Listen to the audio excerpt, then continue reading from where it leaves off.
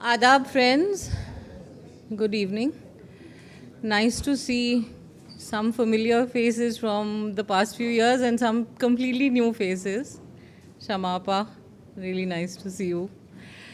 And so this year my brother has handed over the responsibility of introducing the event to me.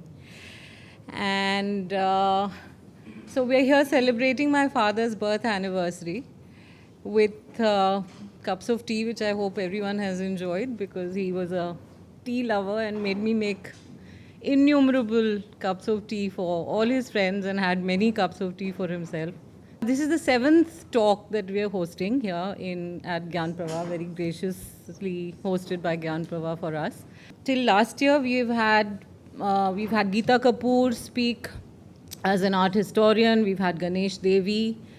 We've had Indira Chaudhary spoke on archiving oral histories last year, and Shiv Kumar spoke as again an art historian and an art critic.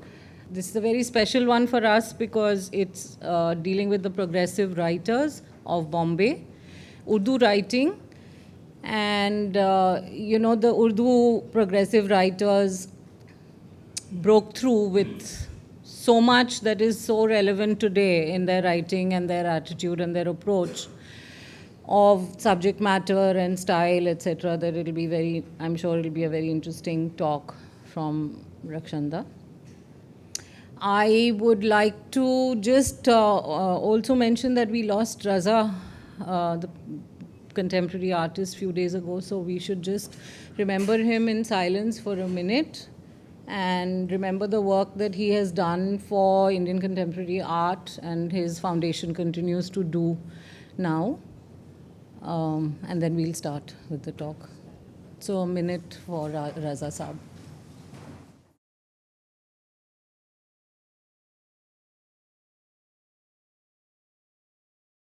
I'm Rashmi Podar, who's the director of Jnanapravaha.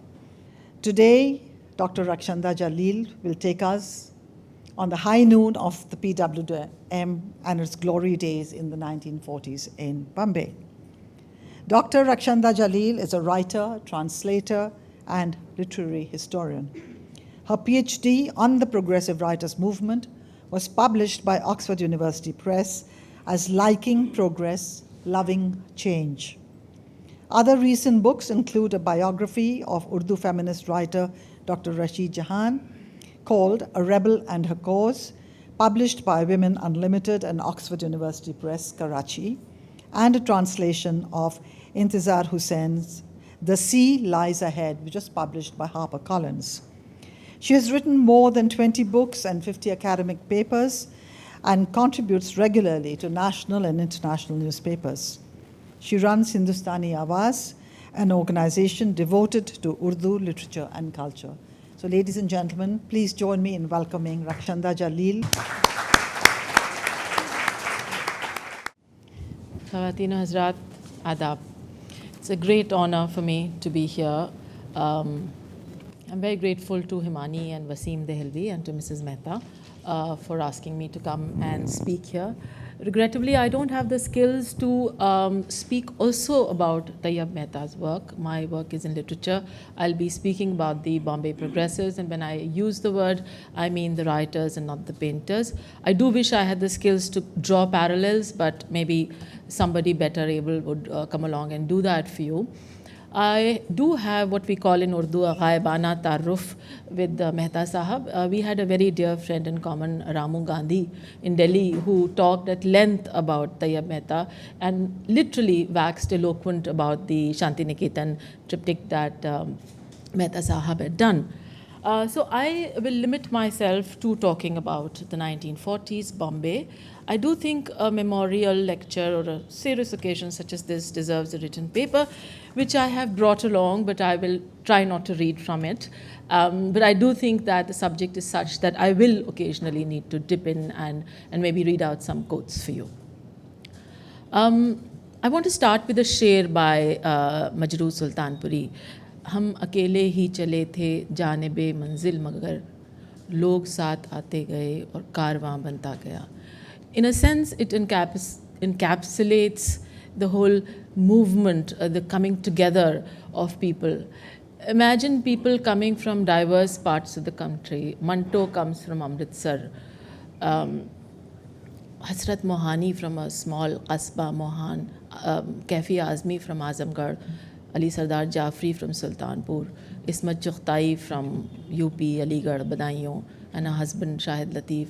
And I can go on. So this list is pan-Indian in many ways. There are people from big and small towns, qasbas, from the north, from the south, from Hyderabad, Dakkan, and they flock to Bombay.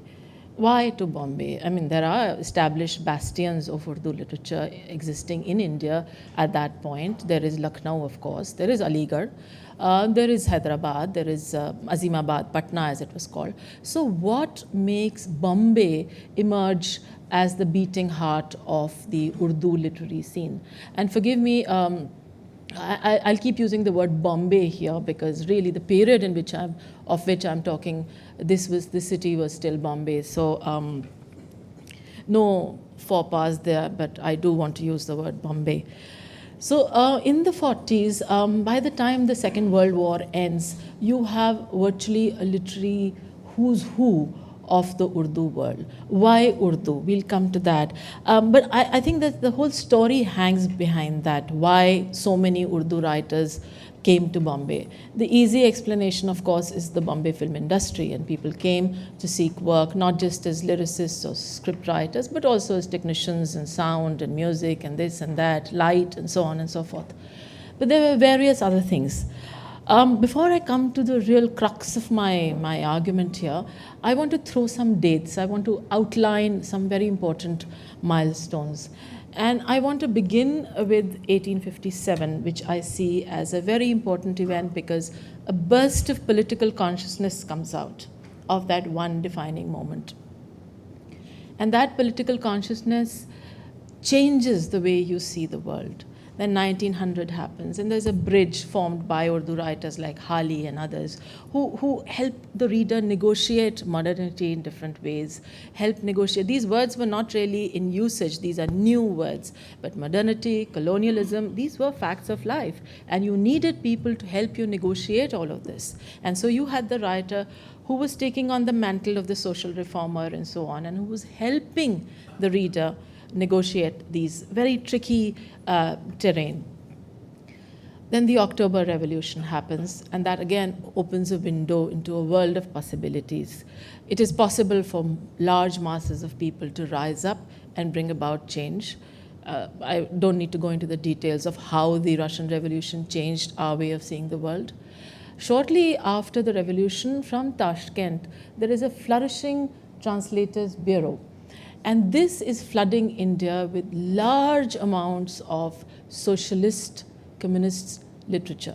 It is in many of the bhashas. It is in Telugu, it is in Marathi, it is in Hindi, Urdu. Again, for the purpose of my work, I will largely talk of Urdu and to some extent Hindi. Now, even before the Russian Revolution, as early as 1912, Maulana Abul Kalam Azad has got a certain gentleman to translate the Communist Manifesto, and in 1912 he publishes it in his Risala, the Al-Hilal, which comes out from Calcutta. So I'm using all these things to illustrate how there is an element of socialist consciousness which is pervasive, which is growing by the day, by the year. Yes, the Russian Revolution is a trigger, but these things are happening. Progressivism is not, my entire thesis, in fact, is that it's not an exotic plant that is grafted on Indian soil. My whole thesis is that there are very many things happening in India which are conducive to nurturing progressive thought. Then in 1932, something very interesting happens. In December, a book called Angare is published. It is the first of its kind anthology.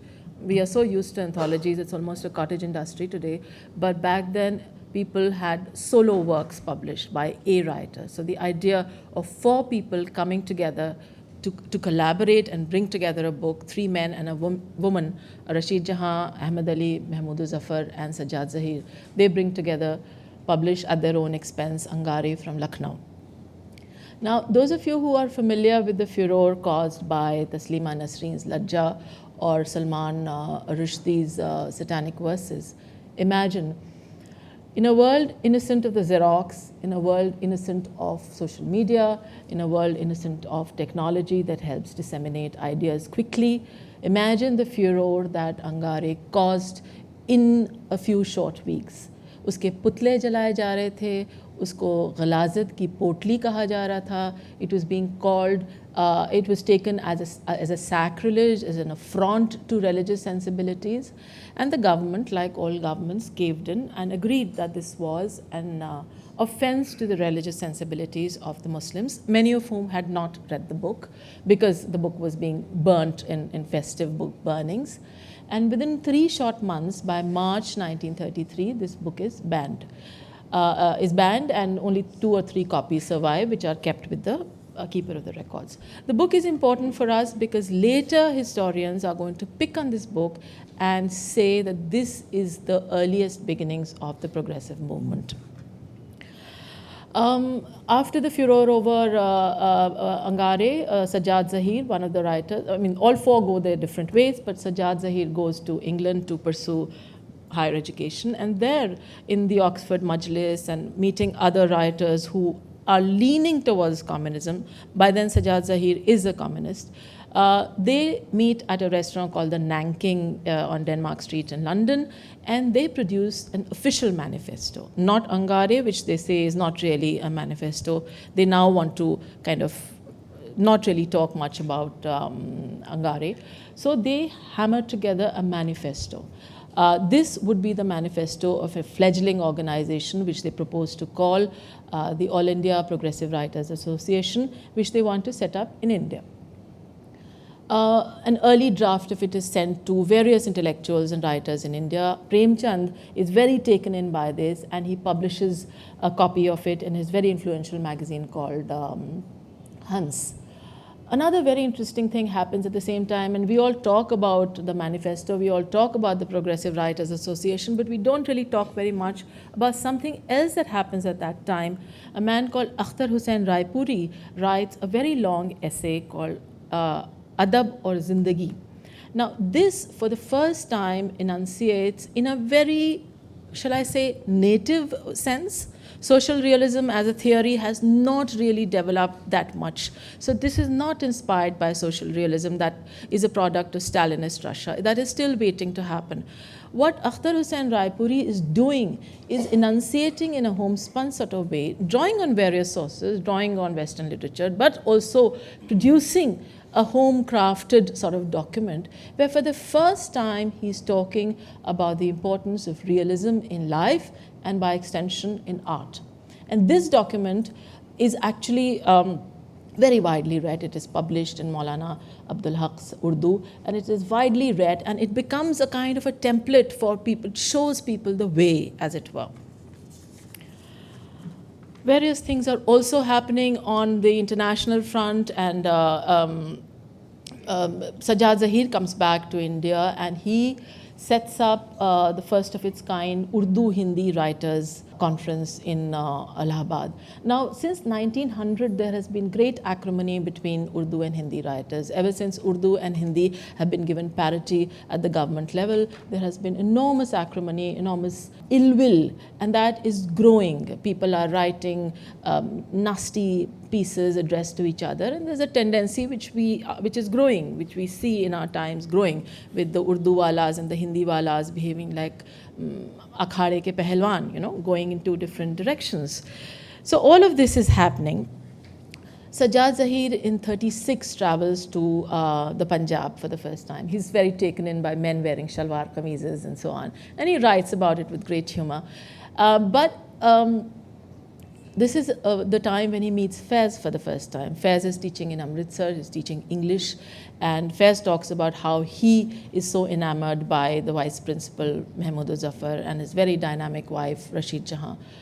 All these people travel to Lahore and they set up the Lahore branch of the PWA. This is 1936, January. And by then there are active branches of the PWA in Azimabad, which is Patna, in Aligarh, in Lucknow, in Delhi. But something big is still waiting to happen. In Lucknow, on the 10th of April 1936, an All India Progressive Writers Association meeting happens. And this is important for many reasons, primarily because Premchand, who is the lion in winter, he's to die 4 months later, he comes to address this. And he says something very interesting.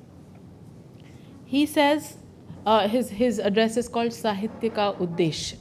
He tells the audience, हमें खूबसूरती का मयार बदलना होगा. We have to change the way we look at beauty. Literature till then, while Premchand's literature was making a dent, was moving towards social realism, was moving towards purposive, socially engaged literature, but by and large, you had these moon maidens, impossibly beautiful women, incredibly handsome men, and so on and so forth. Premchand is saying, खेत में काम करने वाली औरत जिसके माथे पे पसीना है वो भी खूबसूरती उसमें भी खूबसूरती है, उसके बारे में भी बात की जा सकती है. मैं ये बहुत मुख्तसर तौर पे ये बातें आपको बता रही हूँ, लेकिन वो अपने आप में पढ़ना उसको ज़रूरी है. कभी मौका मिले तो साहित्य का उद्देश्य ज़रूर पढ़िए, because it sort of shows the way in many ways of where the progressives are going. Again, for the purpose of my talk, I want to list something important that happens in 38 in a suburb of Delhi in Faridabad. An incredible man who's been working with the peasants, Muttalibi Faridabadi, organizes the first of its kind mushaira, where established poets sit and recite their poetry with khet और गाँव में काम करने वाले किसान. यानी वो किसान जो अपना बाजा भी बजाते हैं, गाना भी गाते हैं और अपनी शायरी सुनाते हैं. They share a stage with established poets who've come from Delhi and other places. It's important because this is a template that our progressives are going to adopt in Bhiwandi, in all the suburbs of Bombay. Again, something very interesting happens in 38. From 1938 to 1948, you have the long innings of a remarkable man who takes over the CPI that was formed in 1925 December, who takes over as General Secretary. Now, P.C. Joshi was one of the early convicts in the Meerut conspiracy case, a young man, very young to be General Secretary of the CPI, but extremely dynamic. He is somebody who looks at culture as a tool. In the years ahead, he's going to commission Sunil Jana to take photographs of Telangana, or to take photographs of the Bengal famine. Shama Zaidi has just narrated a small incident to me of P.C. Joshi's incredible innovativeness and how he encouraged writers to, as it were, घुसपैठ करना. She didn't use this word, शमा आपा, ये मैं लफ्ज़ इस्तेमाल कर रही हूँ. घुसपैठ करना फिल्म इंडस्ट्री में, कि कैसे धीमे धीमे एक एक करके, ताकि बहुत नोटिसेबल तरीके से ना हो, बल्कि आप आते जाइए और फिल्म इंडस्ट्री में जगह बनाते जाइए. Now, all this is happening. The World War happens. The war that the CPI was initially very against, when Soviet Russia joins it, it becomes a people's war.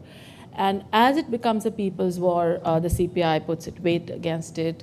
The CPI run magazines and journals, dub it the People's War. And there's a great war effort happening around it. And also at about the same time, in 1942, the ban is lifted on the CPI. The CPI started in 25. Shortly thereafter, it went underground. But from 42 to 46, it is, as it were, above ground. And from 42 starts its period of, what shall I say, its close interaction with Bombay. The first Congress happens in Delhi, if I'm not mistaken, or was it Calcutta? But nevertheless, from 42 onwards, we see a very sort of Bombay rising to the prominence. In 1943, and now I'm coming really to the glory days, in 1943, in May, the second Congress of the CPI happens here. And in the sidelines of that Congress, two very important things happen.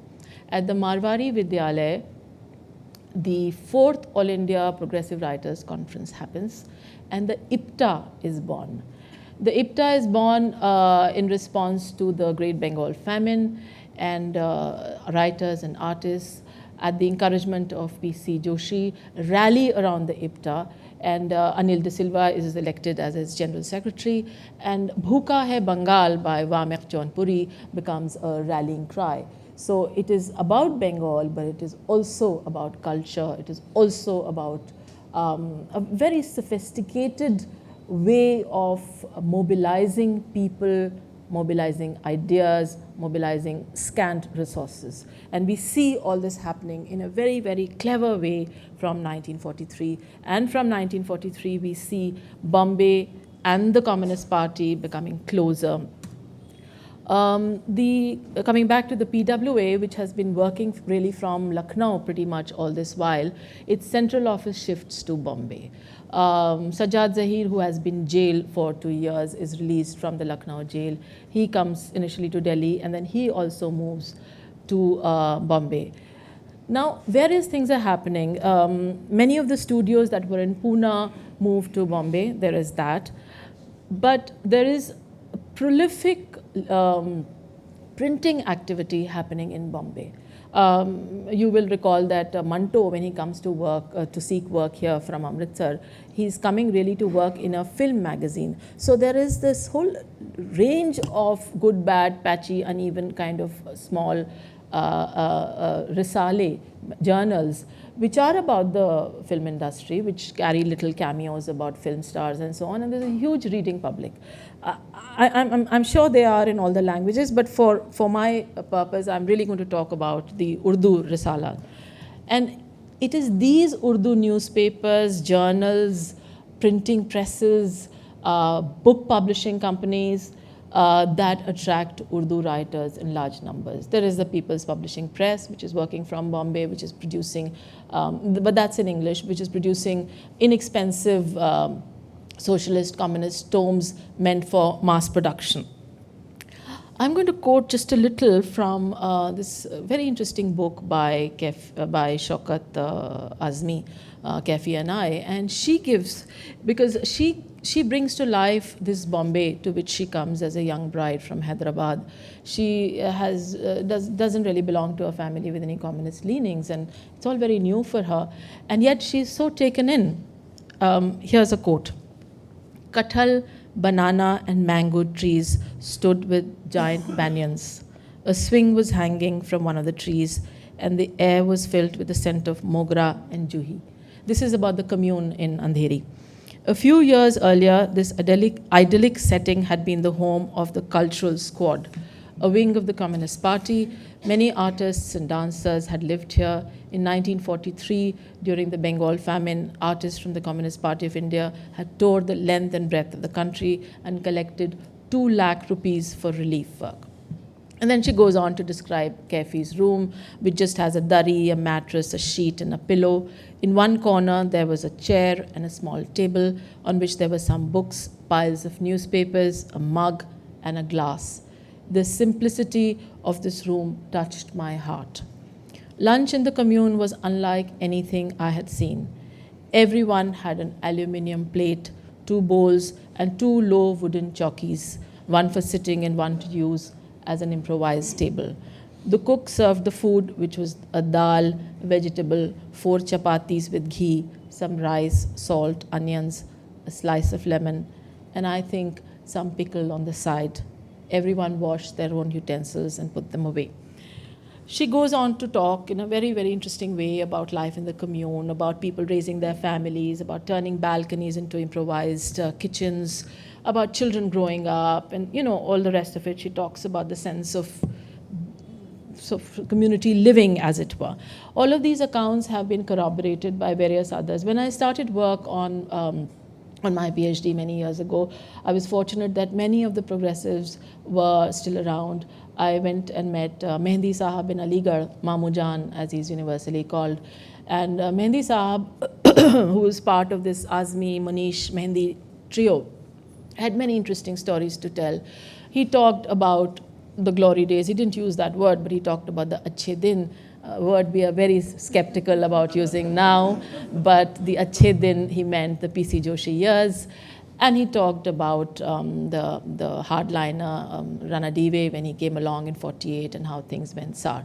I'll come to that, the darker side, later. I really want to talk about the happy side first. But nevertheless, Mehndi Sahab talked about people making do with very little, about him going to Bhindi Bazaar to sell the Urdu copy of his Urdu weekly Naya Zamana, and often giving away free copies elsewhere, trying to raise small subscriptions out of these different weeklies and so on.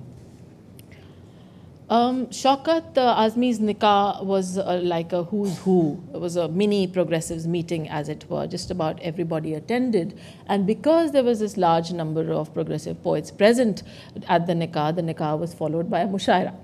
And Majaz was one of the few people who had a sort of not very happy experience in Bombay. Most other poets and writers, Urdu writers, who came to Bombay to seek their fortune, did find fortune in some degree or the other. Majaz never really found the pot at the end of the rainbow, and he went back a very bitter, broken man. And I'm not sure of the reasons, but nevertheless, the film industry didn't really make any place for him.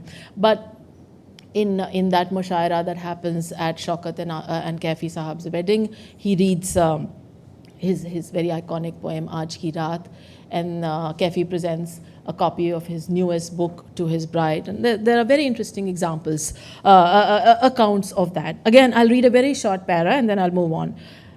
This is Shaukat writing. They were enlightened and humane individuals who were struggling to create a new world for the poor, the destitute, and the hungry. Although they were from different parts of India, these people were like one family where everyone was addressed as comrade, which at the time meant an evolved human being. And this goes on. She talks about being drawn into the IPTA. She talks of P.C. Joshi saying, comrade ki biwi ko khali nahi baithna chahiye, kuch kaam karna chahiye. And she gets drawn into the IPTA. One of her early performances in Ismat Chughtai's Dhani Baake, play about communal tensions. And she talks things that others have corroborated of the Indian film industry, the PWA and the IPTA being like three interlinked circles.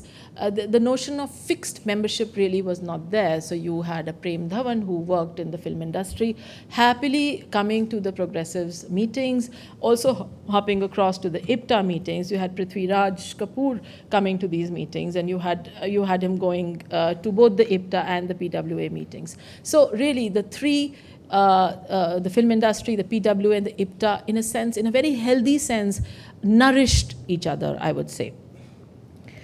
And I think their inspiration was as much the Marxist tomes as the kind of Nehruvian India that was in the making, that would come fully formed in the years after independence. But Nehru was showing painting on a canvas, painting with broad brush strokes and outline that the Bombay progressives were sort of happy to embrace. Many of these Bombay progressives, while they wrote lyrics for the film industry, Sahir Ludhianvi being the best example, or Kaifi Azmi. And Kaifi Azmi has in one place very memorably said that writing for the film is like pehle qabr khodna aur phir murde ki talash karna. You need to first dig a grave and then to look for a corpse to fit that grave. Be that as it may, these people nevertheless produced very memorable poetry. They have left haunting lyrics. They have left not just good poetry, poetry that blurs the distinction. Again, a distinction that to my mind is an artificial distinction between lyrics and poetry. And their work reached the nooks and crannies of the popular imagination. Radio was a very strong medium. So the lyrics that were being written for the films reached large parts of the country. Shaukat Azmi's account is corroborated by several other accounts by the Bombay progressives. The great pity is that these accounts happen when the high noon has come and passed. My worry as somebody looking back is that I'm trying to join the dots from later accounts. I'm not always able to find current testimonies, and we get a clue why this happens. And now I come to the dark part of the high noon. Rajinder Bedi, in an interview published in Mehfil, a very popular online journal from the US, says, and he says this with some sadness, that we were part of a group and we didn't want to do anything to as it were, upset the equation. There were things that were happening. The 1943 All India Progressive Writers Association meeting that I referred to early on, the inaugural address was given by Comrade S.A. Dange. Now, 7 years ago, when the first PWA conference has happened, Premchand is giving the inaugural address. In subsequent meetings, there's always been a writer. Rabindranath Tagore has sent a note. Sarojini Naidu has sent a note. Jawaharlal Nehru has sent a note urging the writers to only invite writers and not politicians like himself. And yet, within 7 years, something has changed. We have Comrade Dange in 43 giving the address. I'm not for a minute suggesting that the writer lives in a vacuum. I'm not for a minute suggesting that the writer does not have a political voice or a political conscience. I'm not saying that. But I do have anxieties when I read the text of Comrade Dange's speech in the 43 convention. Let me see if I can find quickly some. Yes, he's saying, he's urging the writers to come out of their ivory tower and take full social responsibility. And then he's saying, Soviet example tells us how revolution gives men the chance of bringing dignity and civilization into the common possession. He also, I'm not saying he suggested the drafting of a new manifesto, but nevertheless, in his presence, a revised manifesto is adopted, where the earlier manifesto was about literature, about the place of literature in society. This new manifesto that is adopted in 43 in Dange's presence, it is more political. It makes specific references to food shortages, and it has a biting critique of the imperialist policies. And it sounds more as though it has been drafted by a political economist rather than a bunch of writers. And while writers continue to be present in it, in fact, large numbers of writers have attended this, and K. Abbas, Ismat Chughtai, all of them are there. And Sajjad Zaheer is at pains still to call this a cultural platform, a literary body, but we see an increasing political overtone coming onto this, and 43 is when this happens. I'm reminded of Mark Twain, who said it was the best of times, it was the worst of times. So I think somewhere in this high noon, there was a dark shadow, but there was also the seeds of what would eventually cause the flock to go away. And these seeds, it seems to me, are sown as early as 43. But when you talk of Bombay, you talk of the progressives, you cannot not talk of two bête noirs of the progressives, of the Urdu literature, Ismat and Manto. Both have written about Bombay. Manto has been acerbic. Ismat has been sort of, I couldn't care. In fact, Ismat has called the Bombay progressives undisciplined revolutionaries, carefree, happy-go-lucky, and very interesting people. And she's saying, I remember spending very exciting moments in the company of these outspoken, candid, crazy, but intelligent people. And typically, Ismat being Ismat, her interest is in the fun and the, in fact, if you've seen the photograph that is there in the invite that has been prepared by this foundation, there is a photograph of the progressives out on a jaunt. And this is the time that Ismat wants to invoke. For her, her association with the progressives was like an extended picnic. It meant good times, healthy debates, people going out on a picnic, going to the Hanging Gardens, which was close by, where they met for their weekly meetings, and a bunch of boisterous, happy-go-lucky people who ate well, who drank well, and who argued endlessly with each other. So this is one side. I'll come to the other side, which others have talked about. Ismat didn't really have a nuanced understanding of the CPI's policies, didn't really have a very thorough understanding of the communist ideology, but in her interviews and elsewhere, she has called herself a socialist. And she says, I have never seriously taken it to be my mission to reform society and eliminate the problems of humanity. But I was greatly influenced by the slogans of the Communist Party as they matched my own independent, unbridled, and revolutionary style of thinking. And then she goes on to say, what wonderful get-togethers, arguments, and scuffle of words we had. So for Ismat, it was more companionship that she derived. It was a sense of belonging rather than, a kind of an ideological. But Ismat is also written about the rigid policies of the progressives.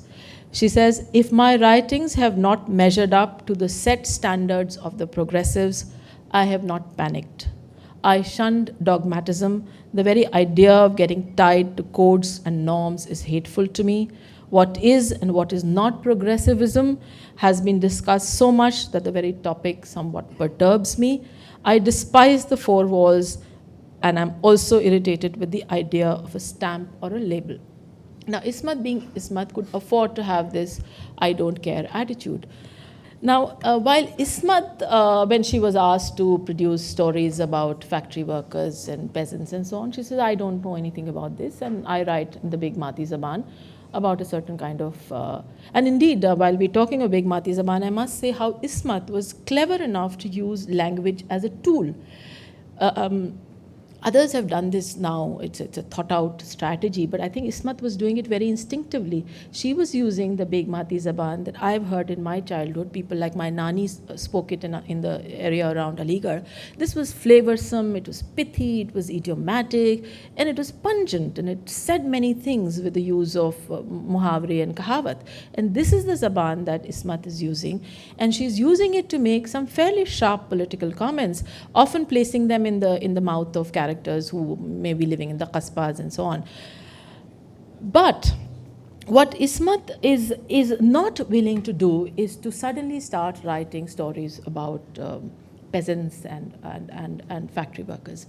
This is something, I must talk really now about the kind of hardline attitude that is creeping increasingly.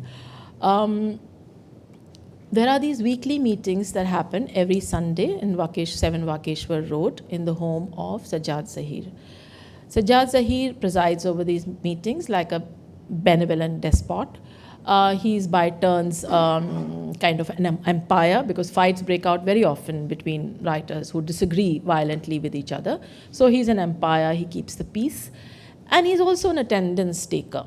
Shaukat Azmi in book says कि हमें कभी दिल चाहता था कि Sunday को हम film देखने चले जाएं, लेकिन फिर सज्जाद ज़हीर का डर होता था. So he kept a track of who was coming. This was important, and this is where the whole formalism of the party is evident, that these were not just meetings where you came, you read your work to each other. These were not, let's say, pen meetings, these were PWA meetings where there was order, there was let me read from how these meetings have been described. Again, we have two versions. If you have Sajjad Zaheer writing in Roshnai and making it out to be a Bloomsbury in Bombay sort of scenario, you have other voices who, like I said before, were not speaking then, but began to speak up from the 1960s. You have Akhtar al-Niman writing Is Abad Kharabi Mein, his autobiography, where he tells a darker story. He talks of marginalization, he talks of isolation, he talks of a line being given out, and those who were not willing to toe that line were marginalized, excluded, mocked, ridiculed. And there were various ways of doing this. One could be not being included in the anthologies. Now, the progressive critics were very quick to understand the value of anthologies. And the number of anthologies that have come out from their good offices, as it were, is remarkable. So you had the early part of Manto's career, for example, which is meeting the requirements of what the progressives want. So you have a story like Naya Qanun and Mangu Kochwan, who's held up as a poster boy for progressivism, as it were. You have 1919 Ka Ek Din, which is again considered a superlative story. So the progressive critics and the progressive editors are able to give a writer great reach, great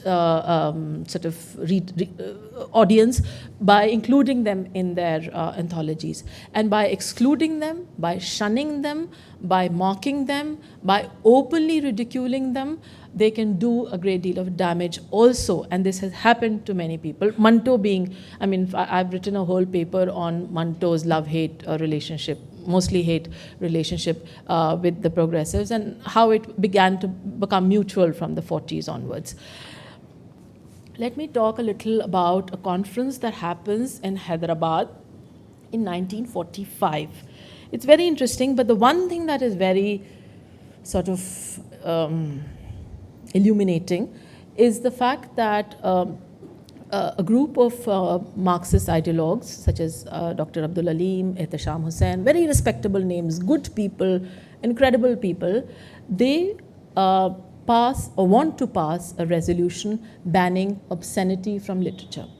Now, this to you today might seem absurd. The progressives who had once written Angare, who had suffered the ire of banning, who knew the consequences of banning, who were all for freedom of speech, why would they want to bring to the House a motion banning obscenity from literature? And interestingly, who stands up to scuttle this motion? Maulana Hasrat Mohani, he stands up. And Hasrat Mohani, the eternal dissenter, the man in 1928 gave the slogan Inqalab Zindabad, which we still use.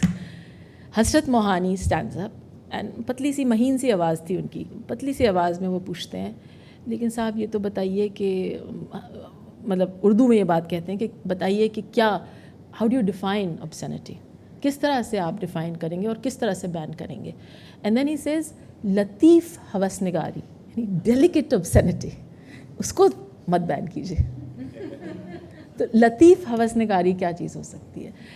The audience breaks out into laughter, and the absurdity of this proposal is brought out by none other than Hasrat Mohani, and the proposal is banned.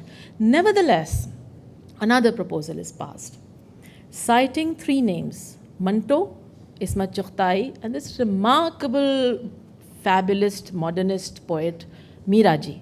These three names are listed before the audience.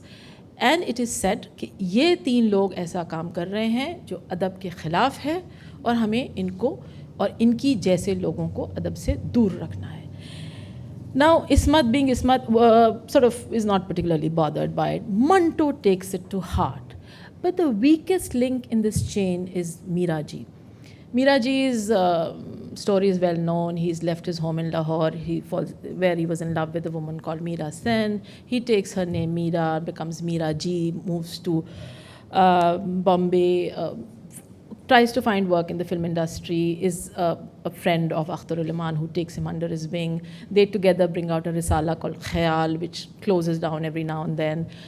Miraji is this enormously well-read person, but he's writing poetry influenced by the French modernists, no less, which has a very sexual overtone. And this is bothering the progressives. And in the Hyderabad conference, the examples are given of Ismat's Lihaf, which by then is old news, Boo, a story by Manto, and Miraji's poetry.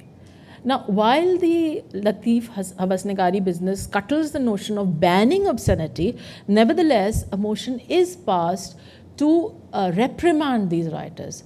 Ismat couldn't be bothered. Manto takes the other view and begins to write stories that are overtly sexual in a sense. Miraji is very hurt by this, because back in Bombay, the kind of exclusion that Miraji faces at the hands of a group of people that he thought he naturally belonged. Here's a man who's left his home and everything, Lahore, and come to live in Bombay, and he thinks he belongs to this body of writers. This is interesting. Our assumption as a creative person that we belong and nobody can take that right away. And yet that right is taken away from Miraji. He's kept out of the meetings. These meetings are in the nature of open houses, the weekly meetings that I was referring to every Sunday on Vakeshwar Road. And yet in the weekly meetings, certain people are encouraged to come, certain people are encouraged to read, certain people are encouraged to write on certain things. Now I come to this other thing that has been troubling a lot of critics for a very long time, this business of topicality, this business of propaganda. With time, the progressive poets, especially the ones in Bombay, especially because they were writing for the film industry and so on, and especially because they were very popular in the mushairas, began to tread a very fine line between propaganda and poetry. And this charge has some merit, it needs to be examined. Yes, in the hands of a good poet, a gifted poet, propaganda, or for that matter, topical events can rise above their time and circumstance, and they can become universal anthems. Years later, in '62, when Patrice Lumumba, the Congo, the democratically elected leader from Congo, is assassinated, Sahir Ludhianvi writes, "Khoon aakhir khoon hai, tapkega to jam jayega, zulm aakhir zulm hai, बढ़ता है तो मिट जाता है." So these are things that people are still reciting. Delhi University teachers sit on a strike, and against their VC still say, "Bol ke lab azad hain tere, bol zabaan ab tak teri hai." So this was written in a certain time for Zia's martial law and so on, but it rises above its time and circumstance, and it keeps finding currency, it keeps finding usage in newer and newer ways. And I cannot say the same for the bulk of the progressive poetry that is coming out from Bombay in the 40s. Good work is happening, great work is happening, work that is reaching into the nooks and corners of the popular imagination through films, through journals, through newspapers, through books, all of that is happening. But there is an unevenness. Again, we have accounts that come later. We have people who in later years tell us about this. We have Rafat Sarosh, who was a very young poet living here in the Bombay. We have Akhtar Aliman, who talk about mawzugo, topicality, who talk about maqsadiyat. One person goes so far as to say, हमें अपने माथे पे मकसदियत की चिटें लगा के meetings में जाना होता था. This is extreme, yes, but nevertheless, it is talking about towing the line, as it were. Okay, let me tell you a little about the meetings that used to happen. Bombay being located, as it were, in the Bombay branch of the PWA, you had Gujarati writers, you had Marathi writers, Hindi writers, Urdu writers, and also a fair number of English writers. And Mulk Raj Anand, by the 40s, had begun to take a very keen interest in the activities of the progressives. And he was a benign, distant presence during the World War. He couldn't really come because ships were sort of not sailing very much. So he was keeping an eye long distance. But after the war, he began to come very frequently to India. And 45 onwards, we see him very actively engaged in the workings of the PWA, and with him, the English writers began to be a part of the Bombay progressives. Now, they would organize day-long celebrations devoted to pan-Indian icons such as Premchand, Tagore, Sarat Chandra Chatterjee, Iqbal and Shibli, as well as Gorky Day, Russian Revolution Day, Romain Rolland Day, and reminiscent of the Oxford Majlis days that Sajjad Zaheer had been a part of during his student days. Oxford Majlis, as you would know, had Jyoti Basu and a whole host of young Indian, bright young students studying in London who were sort of maybe not studying literature, but nevertheless were part of these events. So, modeled on the London Majlis, you had also, because Bombay being a dock, you had people boarding a ship or getting off a ship. So on any given day, you would have E.M. Foster coming to address the Bombay progressives at the Vakeshwar Road meetings. Or you would have Old Herman, the secretary of the Penn International. So virtually the who's who of the literary world who was stepping off the ship, and such was the charisma of Sajjad Zaheer, and such was his extensive networking and his social skills, and he was a charming man. So people would be just co-opted to come and speak at these weekly meetings. Also, I think we see a kind of a hardening of attitude. We see a kind of towing the Communist Party's line in these weekly meetings, which was one of the reasons for a lot of people in the later years, not then, not at that point, people were sort of happy to go along with it. But so much so that the excesses of Stalinist Russia had become fairly evident to us here in India. But the Bombay progressives were still praising Stalin. When Stalin died, a bunch of the progressives went to the Russian embassy and wrote messages of condolence in the condolence book. So इसको कहते हैं आंखें मूंदे हुए थे जो axes थे Stalin के, उस पे उसकी तरफ से अभी भी एक खामोशी थी. And social realism which turned out to be not a very successful experiment in Stalin's Russia was something that was being actively encouraged. Writers were being asked to write about happy subjects, about optimism, about looking into the future.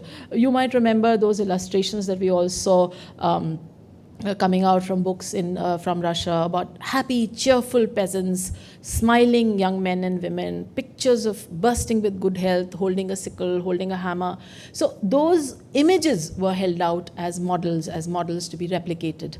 And this naturally led to a fair amount of resentment and saying that these are not the causes that we want to talk about. In purely literary terms, another event was happening. A phenomena was taking shape. The literary canon, which had been commandeered by the progressives and which was deciding what is to be written and what is fit subject for literature, was on the cusp of a change. Another movement called Jadidiyat, modernism, was waiting in the wings. There were these people, Noon Mim Rashid and others, who were influenced by the French symbolists, who were interested in talking about the inner world, the world of the mind, the world of the world of ideas. And you might think that Urdu ke jo do lafz hain, taraqi pasandi or jadidiyat, modernism, you might think that these are coming from the same place, and yet they were not. They were the jadid parast, the modernists, and the taraqi pasand, the progressives, were occupying opposite ends of the literary world. And so the rise of modernism, in a sense, is also spelling, somewhere casting a shadow on progressivism. We come to 48, we come to the CPI, as you know, was for the creation of Pakistan. They talked about the right of self-determination, and they talked about when freedom did come, they talked about it being a false freedom, this not being the freedom that one had wanted. Faiz wrote his lament, ye daag daag ujala, ye shab gazida seher, ye wo seher to nahi tha intezar jiska, this night bitten dawn, this is not the dawn we were waiting for. So you had the progressives in different ways, in different degrees, negotiating with the idea of independence. The CPI, in its wisdom, decided to send Sajjad Zaheer to set up the Communist Party of Pakistan. With Sajjad Zaheer going away to Pakistan in 48, a vacuum was left. It was filled to some extent by Sardar Jafri, but Sardar Jafri brought with him another way of working. It was more hardline. 48 is also the year when Rana Deve takes over from PC Joshi, and the hardening of attitudes has already happened. And then you have the charismatic figure of Nehru, who's saying, let the temples of modern India be the dams and the colleges and the factories. And he makes a call to everybody, including the writers, to find common cause, to become a part of the nation building project. And many progressives, especially the lyricists, you would remember songs like Chodo Kal Ki Baatein, Kal Ki Baat Purani, Aao Likhe Milkar, Nayi Kahani, Hum Hindustani. So you have the progressives interpreting this Nehru's call in different ways. And you have many of them distancing themselves. The weekly meetings kind of fall into shambles, with the CPI taking the position of it being false freedom, and asking for strikes and lockouts and chakka jams. Many of the progressives, including Sardar Jafri, are jailed. The late 40s and the early 50s are difficult years. So the glory days there is no defining time when you can say it ended or the period ended, but it petered out. It kind of slowly unspooled itself. What it has left behind is lasting influence on Urdu literature, on popular consciousness, on popular art, whether it be cinema or other ways of looking at the world. And I think what the progressives, especially the Bombay progressives, taught us was how to make common cause. ये मेरा दुख नहीं है. अगर Patrice Lumumba मर रहा है तो वो he is not the leader of some obscure Congo African country. You know, today we have that attitude. The progressives are telling the writers that everything is your cause. Khwaja Ahmad Abbas's autobiography is called I'm Not an Island, and that in a sense encapsulates the best of the progressives. They are saying that I live in a world, and everything that happens in this world is of concern to me. I'll end here and maybe take some questions if you have any. Thank you very much.